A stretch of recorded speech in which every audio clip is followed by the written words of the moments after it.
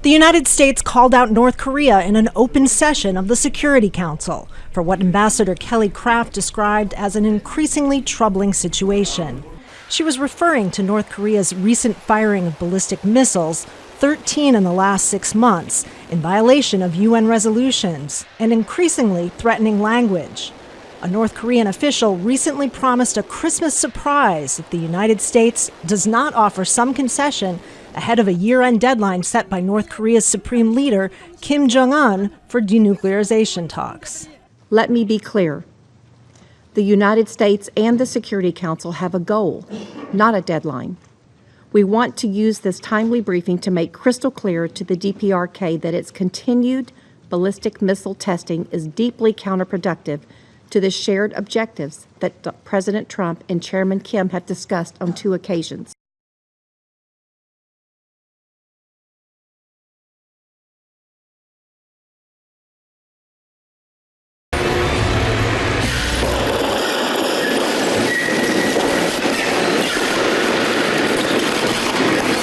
With just one day until British voters head to the polls, Prime Minister Boris Johnson is driving home his message that he will get Brexit done by bulldozing through a wall of styrofoam bricks painted with the word gridlock. His Conservative Party is on track to win a majority in Parliament, though not as large as once predicted. Meanwhile, Labour leader Jeremy Corbyn is backing away from Brexit to focus his campaign on healthcare and education policy reforms. He's trying to claw back the lead from the Conservatives.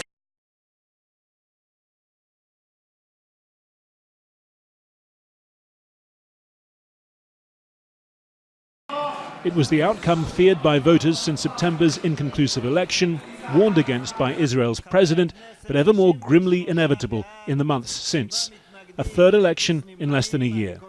The main opposition party accuses the Prime Minister, Benjamin Netanyahu, indicted in 3 corruption cases, of clinging to office in order to strengthen his legal position.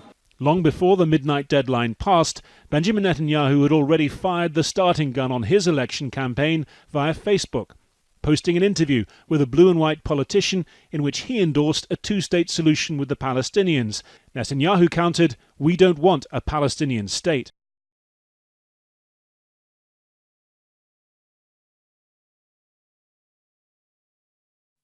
They were side by side until the end. Dean and Shannon Sanderson were jungle surfing, one behind the other, with a rope link between them when an 86-metre zip line snapped. Investigators say it appears a grip at the top end of the zip line failed, allowing the zip line to disengage suddenly. The Adelaide father fell 16 metres to his death. His wife also hit the ground, suffering serious injuries. Workplace Health and Safety Queensland revealed new details about the cause of the October incident in an industry alert issued to prevent more tragedies. There have been 11 falls from flying foxes or high ropes in Queensland over the past 5 years, and one business fined after a customer was seriously hurt.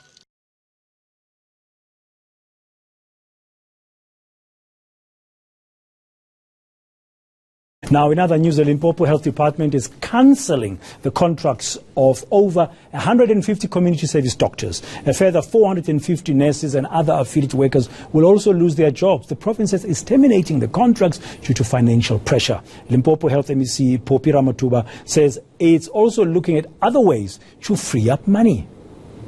It really doesn't make sense to let them go. That is why early this year we did made a submission, like we will always do, to Treasury to say we've got 146 community service doctors. That's not only bursary holder. Of course, if we were to focus on the bursary holders, we probably will be able to absorb them.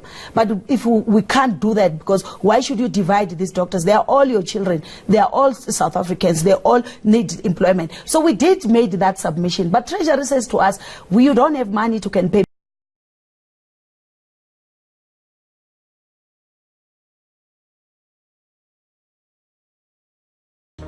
Myanmar may have used disproportionate force against Rohingya Muslims, but there is no proof of genocidal intent. That is the defence of the country's de facto leader, the Nobel Peace Prize laureate Aung San Suu Kyi.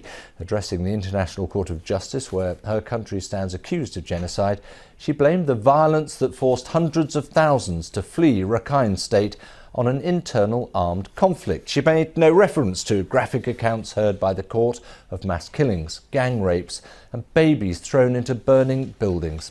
And a robust defence from Aung San Suu Kyi, who began by explaining she understood the definition of genocide, but she said the situation in Myanmar was something else. It was an internal armed conflict. And she said this started with a history lesson in 2016 when Rohingya militants had attacked an army post and 9 police officers were killed.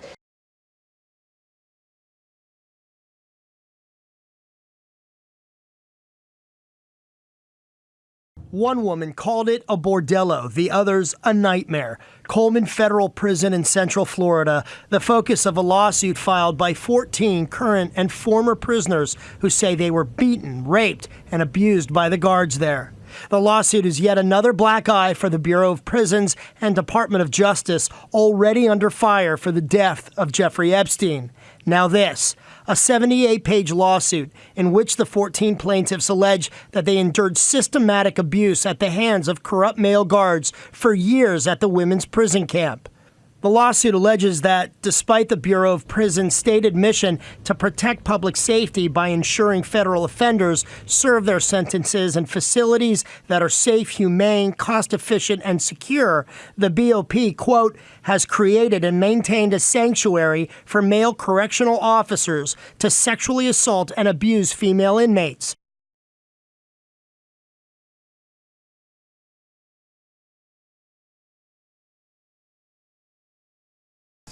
Algeria's former president, Abdelaziz Bouteflika, resigned after weeks of protests on the 2nd of April. Since February, there was an outcry against his 20-year rule following his aspirations to seek a 5th term in office. The President of the Republic, Mr. Abdelaziz Bouteflika, officially announces today the decision to end his role as President of the Republic to the Constitutional Council effective today. The ailing 82-year-old leader stood down shortly after the Army Chief of Staff demanded immediate action to remove him from office. 1 week later, Algeria's parliament appointed Upper House Chair Abdelkader Ben Salah to serve as interim president in accordance with the constitution.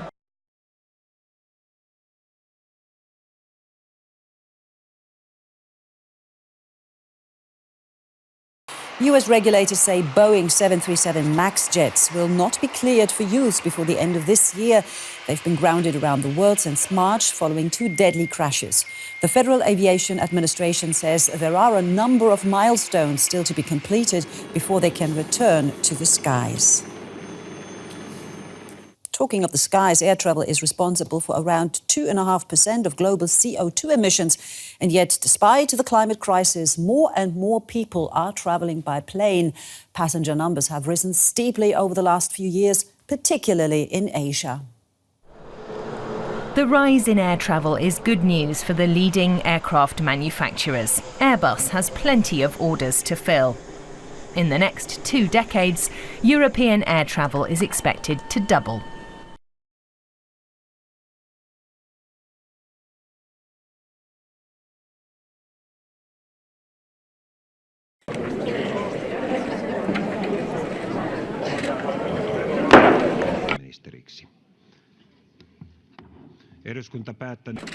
Riksdagen ska nu fatta beslut om att godkänna statsministern.